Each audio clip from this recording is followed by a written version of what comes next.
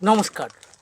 সমাজ কাঠামো বিশ্লেষণের যে আলোচনায় আমি আছি, সাংস্কৃতিক পর্বের বিষয়টি নিয়ে কথা চলছে। আমি সংস্কৃতির মধ্যে কথা এনেছিলাম, দুর্নীতির কথা এনেছিলাম। সেই দুর্নীতির কথা এনেই এখন আমি কথা বলবো।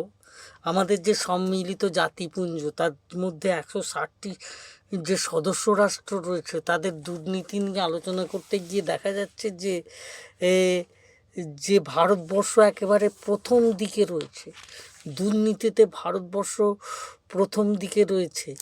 যে অভিযুক্তদের মধ্যে রয়েছে এইসব এইসব দেখা যাচ্ছে যে এখানে দুর্নীতিতে দেখা যাচ্ছে যে মন্ত্রীর, কেন্দ্রীয় মন্ত্রী, রাজ্যমন্ত্রী, পুলিশ প্রশাসন, আয়কর, বিক্রয়কর, কাস্টমস, রেল, ব্যাংক, বেতার, দূরদর্শন, রেশন দোকান, স্কুল, কলেজ, কে নয়? ভারতীয় এই যে দুর্নীতির লুট চলছে, শেয়ার কেলেঙ্কারি, বোফোর্স, এইসব হয়েছিল আগে। এই যে চূড়ান্ত দুর্নীতি, এই দুর্নীতির কথা যদি সংস্কৃতিতে তুলে ধরি, নয় এ শেষ হবে না তো। রাজনৈতিক, সমাজবিরোধী এইসব যে কথা, এই কথাগুলো কত বলবো, এই কথা চলতে থাকছে।